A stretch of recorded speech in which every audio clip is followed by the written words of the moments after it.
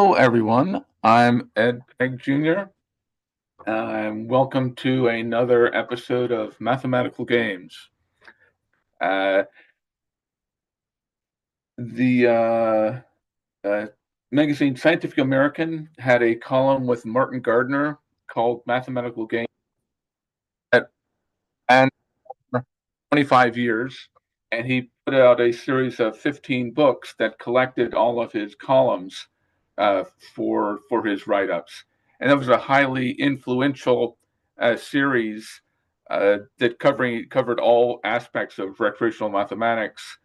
And many people, including myself, got into math because of these. So I'm kind of touching on some of the things Martin Gardner discussed on and expanding on them. One thing he talked about was various puzzles built on square grids. Their grids are incredibly convenient. We have graph paper and things like that. So most puzzles will start out as a grid-based problem. So it turns out we have many different puzzles that involve square grids, such as Carl Scherer's stapler puzzle and various others here. We have many on demonstrations, and I'll be talking about some of these. So I may as well start with the fact that 2025 is a square number, something I talked about in the last talk. So one puzzle is to divide a 45 by 45 square into one square of size 1, two squares of size 2, three squares of size 3, and so on. And there's various ways of doing that. This is the simple way, but it involves splitting the even squares. So here is an example of a puzzle on a square grid. Take a 45 by 45 square and divide it up to show this property. If you've seen any Disney cartoons, the biggest villain in most of them is Pete. And it turned out he got started 100 years ago, a few days ago, last Saturday. This is a piece that Steve Alvarez did for me. This is an animation done by Walt Disney himself for Alice Solves the Puzzle.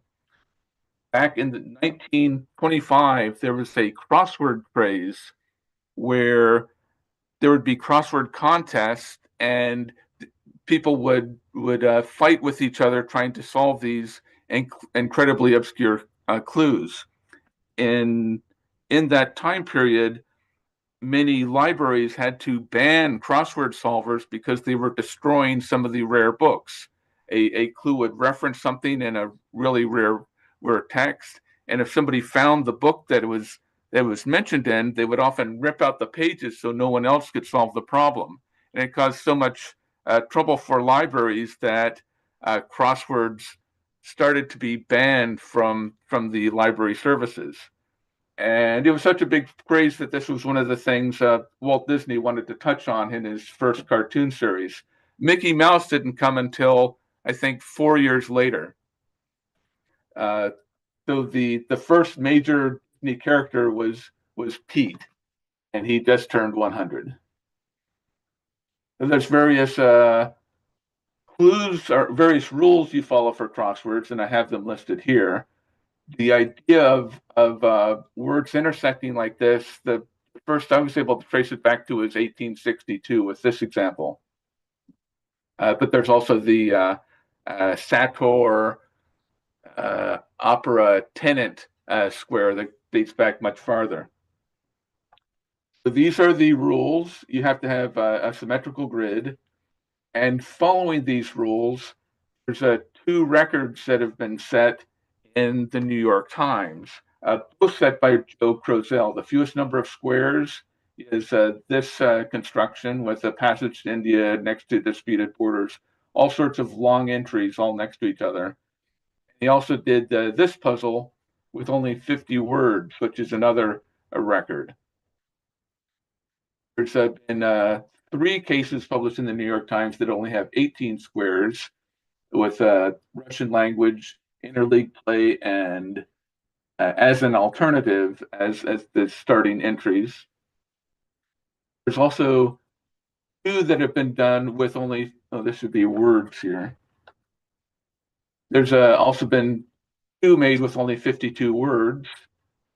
There's also a record for wide open constructions where the maximal number of squares don't touch black. And these are the records for these. An excellent source for seeing all sorts of information about crosswords is xwordinfo.com. There's also such things as cryptic crosswords. And this is an example of a clue, grave robbing Dr. World about with a tanner's knife. Well, it turns out that tanner's knife is an anagram of Frankenstein. And you get a clue that it's an anagram with world about, and Frankenstein is a grave robbing doctor. So that's an example of a cryptic clue. We've got some in demonstrations, and there's also many other places where you can find cryptic crosswords. That's more of a United Kingdom thing than an American thing, but there's still many fans of all of these various puzzle types that I'll be going over.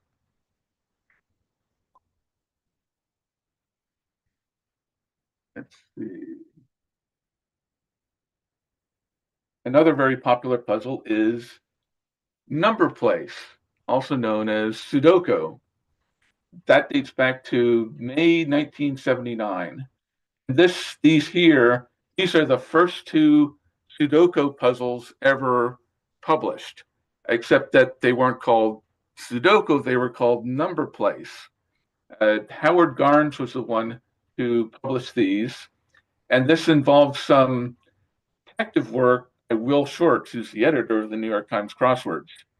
He's also a puzzle historian, and one of the things he does is he collects all the puzzle magazines.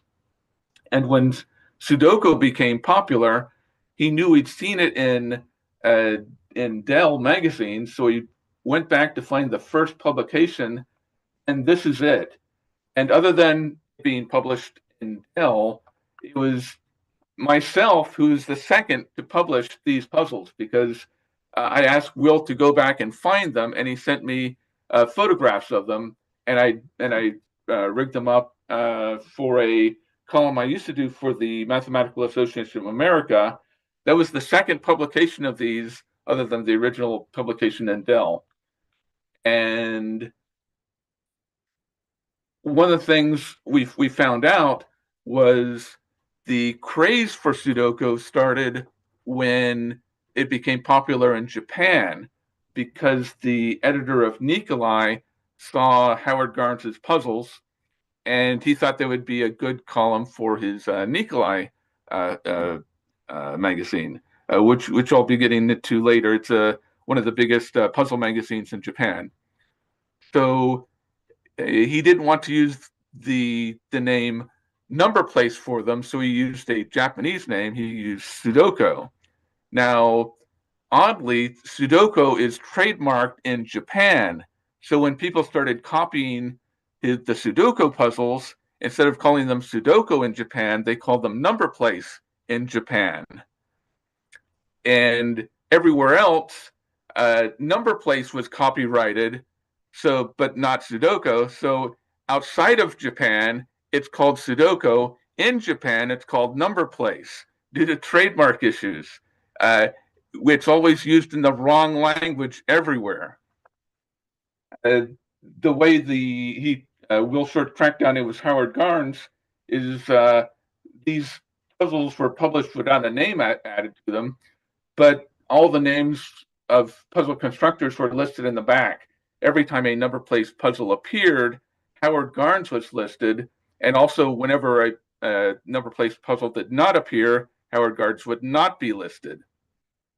He was an architect in Indianapolis, and he died long before Sudoku craze, so he never found out how influential his creation was to become. So let's see, and the basic rules are: you have in every row, every column, and every region, the numbers 1 through 9 must appear. Pretty simple rules for Sudoku.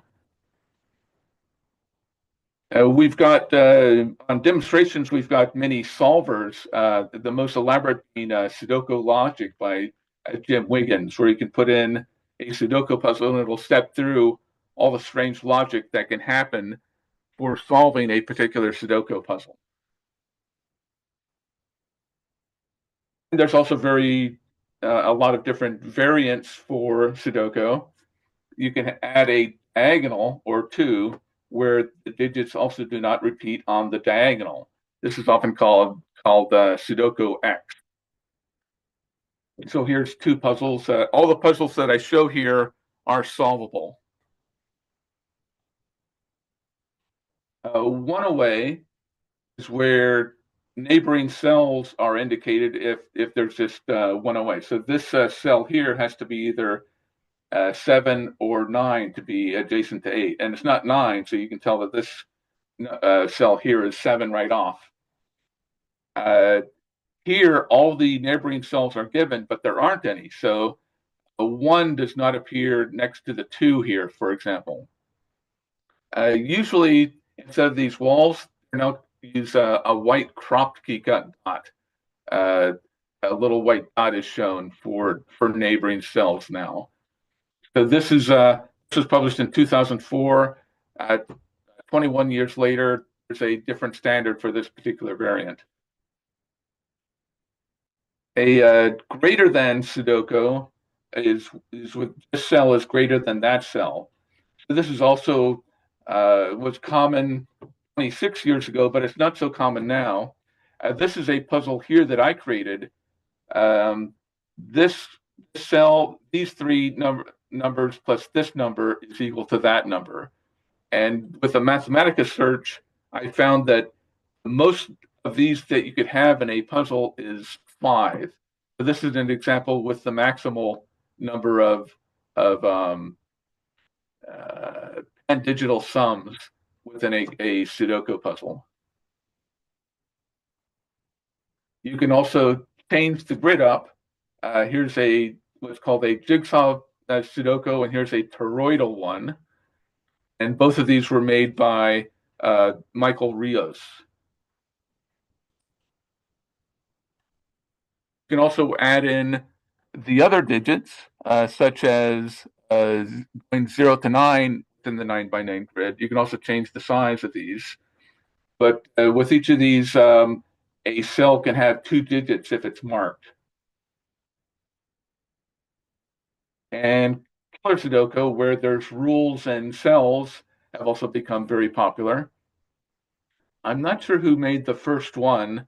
They became a big feature of the London Times 20 years ago, and these are 2 examples.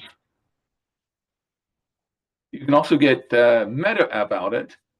For here, you need to draw in the borders of the cells and then finish the Sudoku so that all 5 regions have different shapes. And there's a unique way of doing this, but you have to basically do both parts. You have to do a construction step and a solving step, and they conflict with each other. There's enough information here, you get back to a unique solution. The biggest group dealing with Sudoku puzzles now and their variants is Cracking the Cryptic, which is a great YouTube channel. Every day they will solve a difficult Sudoku puzzle or 2 or 3, along with full steps. And the puzzles are almost always great puzzles. They've also got some nice apps where some of the best puzzles have been collected. And pretty much, if you're a puzzle constructor, one of the places you want to show up now is Cracking the Cryptic. And here's one of mine, where I created a new puzzle type called duplicate bridge. So the rules are same as normal Sudoku, but also for the diagonals, no numbers can repeat unless there's an arrow and distance is pointed to. So 1 repeats on this diagonal, and there's an arrow on this one, and it points to the cell 1 away, which is also its neighbor. 4 points to this 4, and it's 4 away. 7 points to this 7, and it's 7 away. These grids are, of course, extremely hard to find. I used Mathematica to find all of them and then made a few puzzles based on them. So here's some examples. The explanation is given over here again. And this is a tricky puzzle for duplicate grids. There will be a link to all of this eventually on Community. So you'll be able to see the link to the interactive version. There's a discussion of how all this is done on Wolfram Community. I suppose I can show that here. So there's a write-up on Wolfram Community. If you look for Miracle Sudoku, you can see it. And it has an explanation for how I solved this or set it up in Mathematica. And when the community post is up, you can get a link to the interactive, or you can go to Cracking the Cryptic, and the link is also there. And here's some alternate puzzles.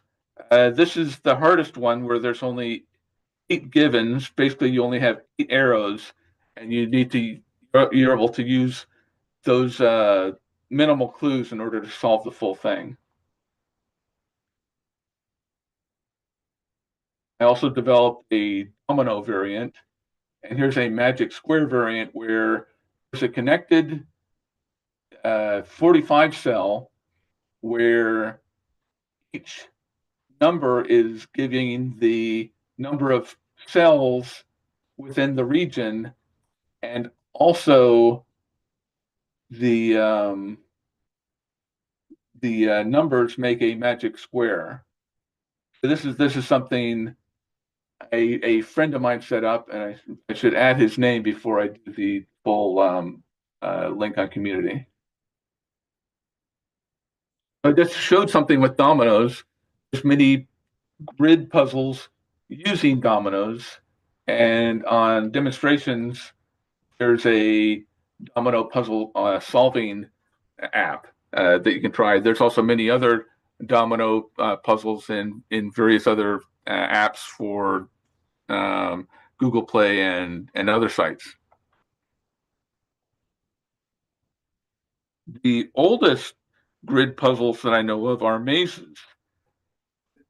In 4,000 years ago, a known ruler who had a throne room, if his palace was very simple, it would be relatively easy for a set of warriors to run in and kill the king. So places like Knossos were built to have very complex palaces so that running into the throne room was a non-trivial thing. And Knossos was an example for where the palace became so complicated that it was considered maze-like. And then other people tried to make other complicated places, and mazes became a thing. And we've got many different maze-related items on demonstration. I gave a talk about them. I think my 9th talk was about multi-state mazes, which is something Martin Gardner talked about. October 1962, Robert Abbott's Farmer Goes to Market maze was used. And here's a republication that Robert Abbott in his book, Mad Mazes. And the way you solve these is you start with a grid, you come up with the edges that are in the graph, and then once you map out how everything can move, we can build up a full maze like so. Here's the picture of the maze, and here's the Mathematica representation. And from that, we can get the graph of the maze for how everything moves about. And with the graph, you can figure out an optimal route. And that's that weird squiggly line here. One feature of multi-state mazes is that you return to the same locations multiple times, but you're in a different state. So you get this feeling that you've been here before, which gives a feeling of being lost, but it turns out that things are different from the last time you visited the area. We can also do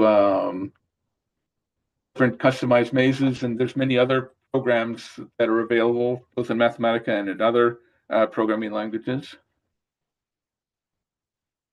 Here's an example of a tilt maze where you can only tilt things north, south, east, or west, and you have to get this dot this area, but it always moves the full distance each time you tilt.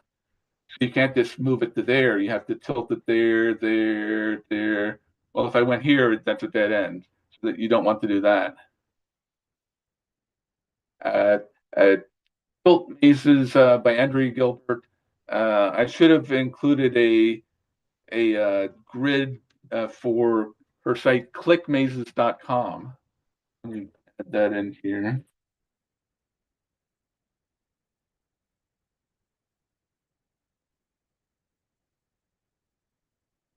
Here's another tilt puzzle that's on demonstrations.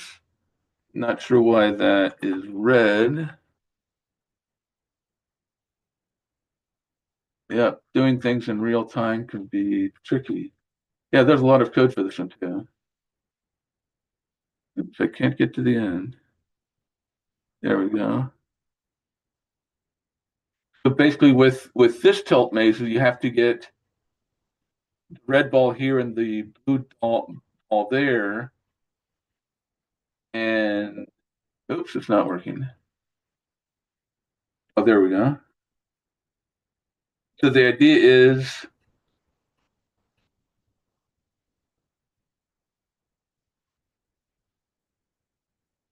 the paths that these lay down can block each other. So you have to use the paths as tools for getting back to where you want it to go. So I'm not sure this will work. Oops, I lost. But there's a set of paths that will get the blue ball from there to there and the red ball from there to there using the alternate paths to block each other. This is a Carl Scherer puzzle, and this is on demonstrations. Sliding block puzzles are also based on grids. So here's a sliding block puzzle where you have to move red piece down to here. And with this sort of setup, it's a way of maximizing the number of moves for 5 pieces. And it's based on the Tower of Hanoi. In Winning Ways, John Conway came up with a century puzzle, which uses a old style for sliding block puzzles, and these are various moves in the solution. There's much more complicated sliding block puzzles available now that we have computers to analyze different shapes to sort of making things maximally difficult. Usually you don't want to do that. The object now is just to provide a challenge with a minimal number of pieces. Oscar Van Deventer and Think Fun and various other companies have a whole series of grid-based mechanical puzzles that are very challenging and are usually will come with 60 or so challenges based on a given number of pieces. Puzzle Antivirus is a favorite of mine. Another old puzzle is the Loculus of Archimedes, which is something he may have been working on when he was killed.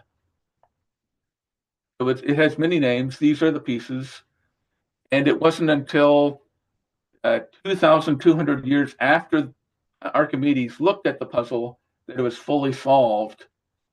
And these are all of the 536 solutions found by Bill Cutler.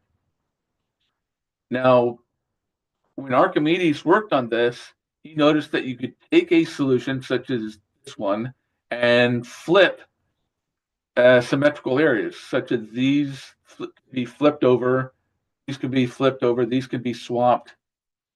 And with these combinations of symmetry and swapping, for example, this triangle here is symmetrical, so it can be flipped over. These can be flipped over, these two triangles. Archimedes made out a map of solutions that he could get just by moving and flopping the pieces of this puzzle. Well, it turns out Archimedes was wrong. There are two solutions that have no internal symmetry allowing a flip. So Archimedes, if he did the full map of his method, he would have found 534 of the 536 solutions. It's believed that Archimedes mostly solved this problem.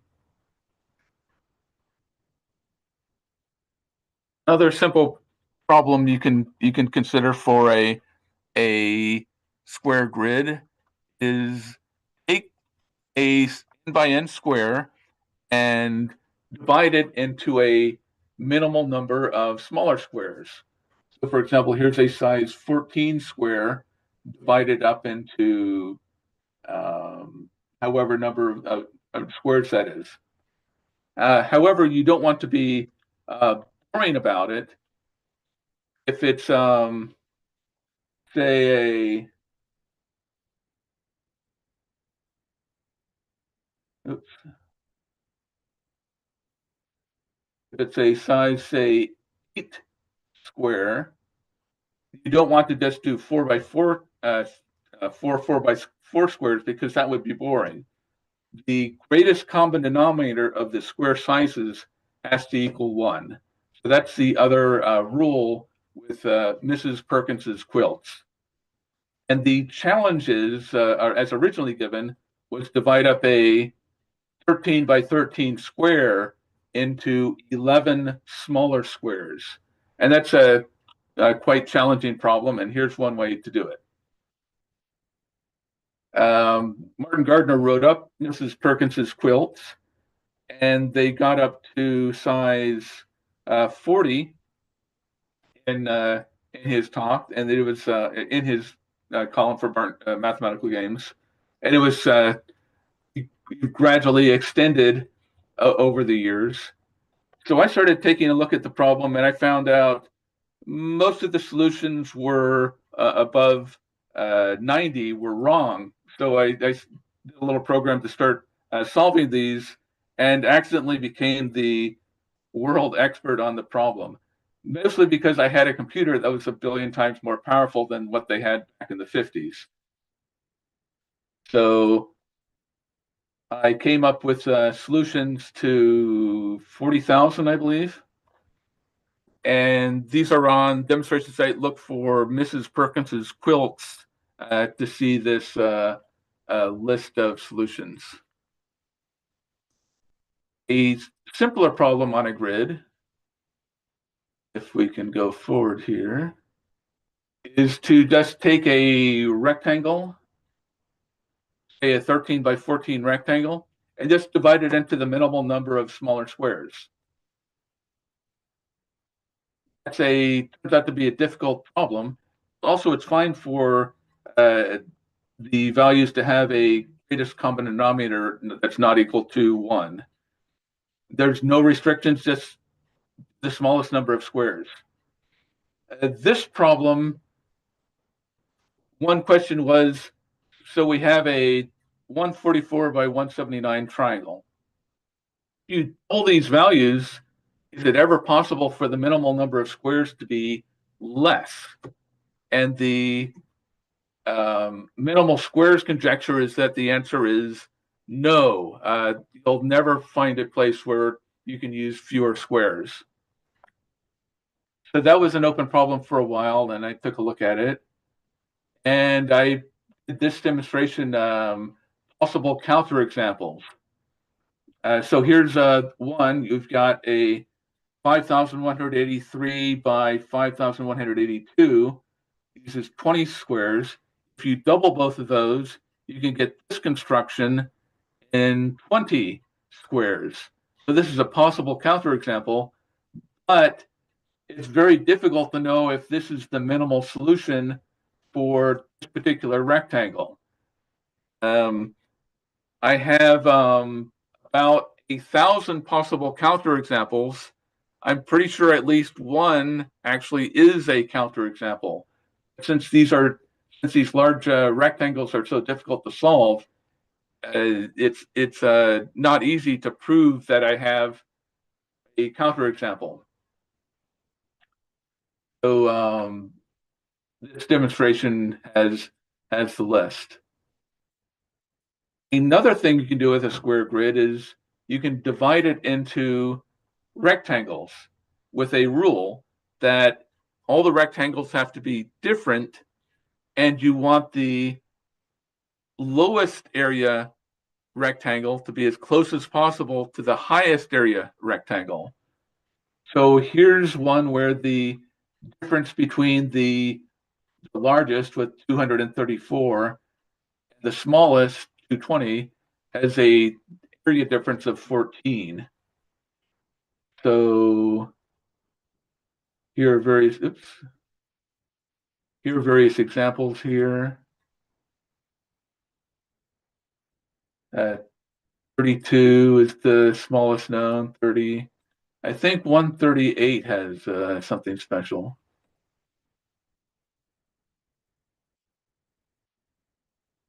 34, 35, 36, 138. So this is an example where 22 is much smaller than the previous ones. I give it a quality of 10.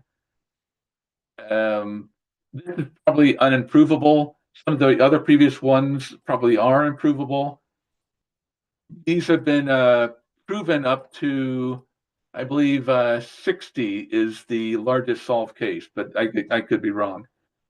These are the best known solutions for this particular problem. It's called Mondrian art because Piet Mondrian would often come up with constructions like this and then color them in a particular way. So this problem became known as the Mondrian problem.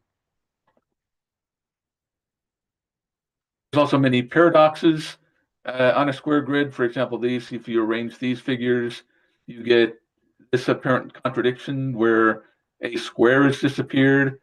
But the solution is that this diagonal is either hiding or using a tiny sliver that happens to have area 1. But it's almost imperceivable to the human eye. In my last talk, I talked about a grid of grids. And this particular way, if you use all the ways of putting 1 to 8 or 1 to 7 dots on the outside of a 3x3 grid, these are all the patterns you can get with the rotations and reflections. And it happens to be 49 pieces, so it makes a nice set. The polyominoes are also a good set of pieces for grid puzzles. These are the 108 heptamonos. They make a nice set of squares. And in this construction, we have the 12 pentamonos on the center, 35 hexamonos around those, the 100 and something heptamonos around those, and then the octamonos, and then the non-ominoes on the outside. So there's a lot of incredible constructions that have been made with polyomino sets. Knight's Tour is a classic puzzle on a square grid.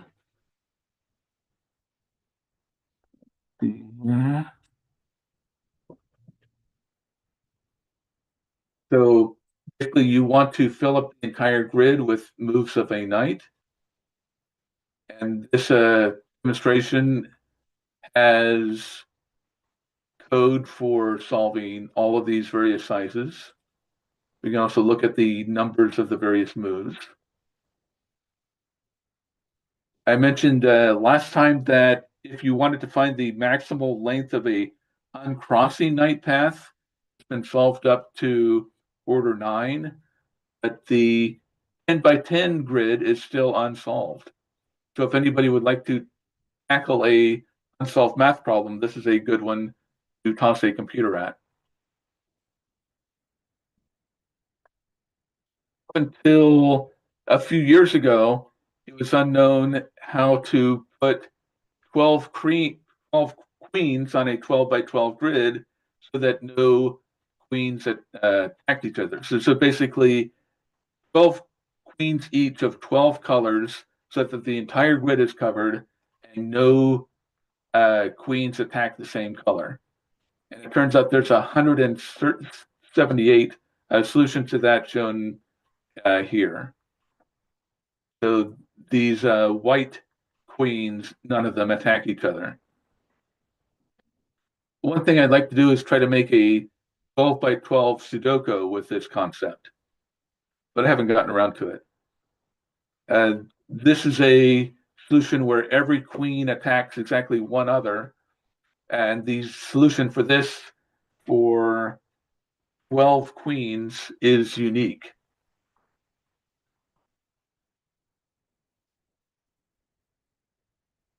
Now, it's possible to get a lot of puzzles on square grids, and there's 4 places that five places. I'm kind of doing a Spanish Inquisition here.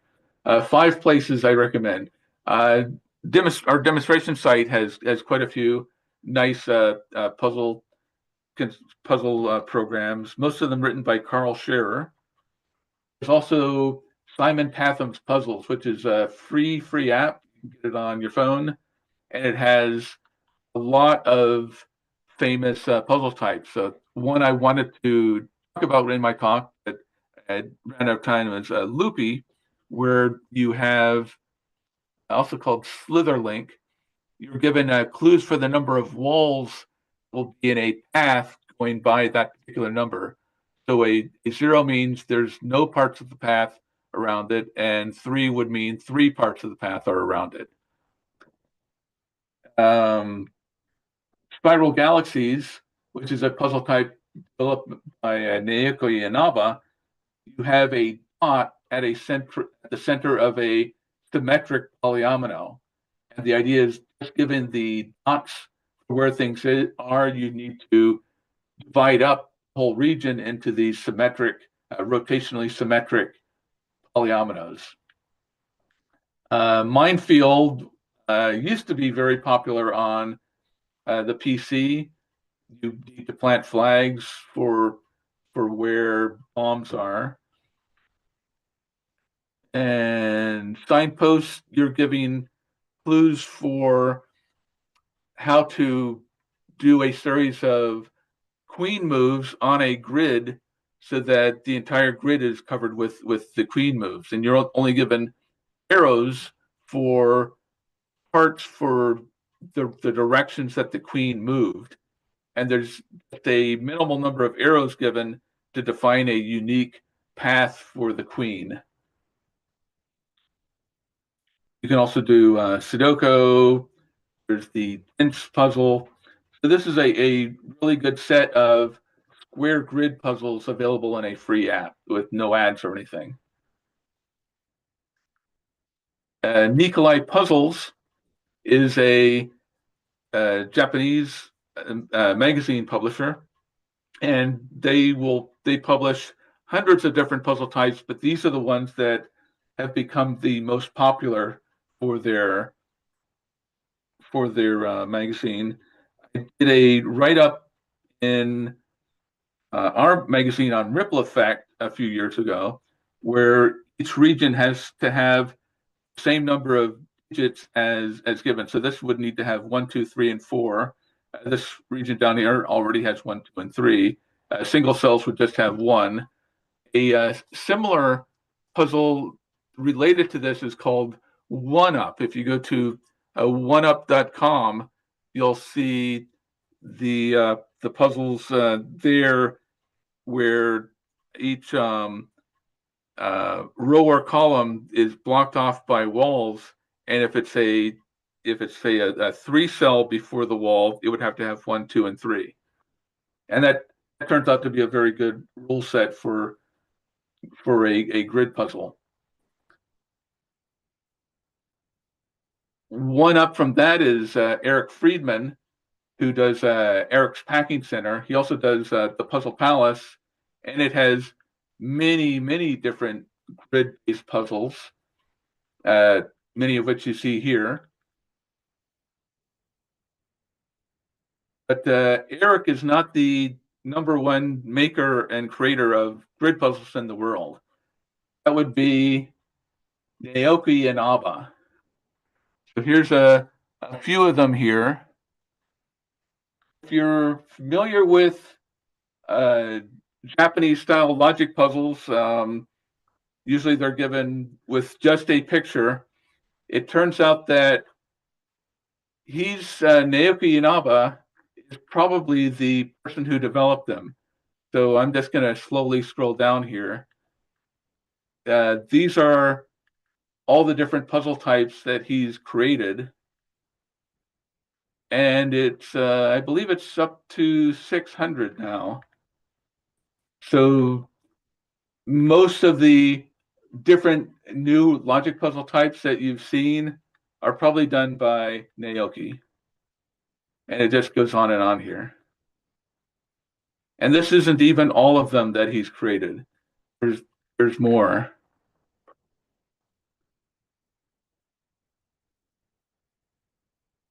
So that's what I had prepared. I'll be glad to answer any questions. I'd hope to include more of all these various puzzle types, but when I saw that it was getting up to the hundreds, I decided to bow out because I knew I couldn't discuss that many of them. I'll be glad to answer any questions that anybody might have if you're curious about any particular puzzle type or any of the history. Does anyone have any questions?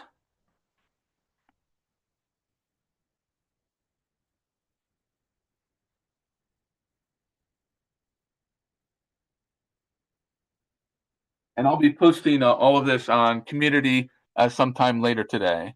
So you can see all the various links in there once that's posted. So many thanks. And I'll see you again next month.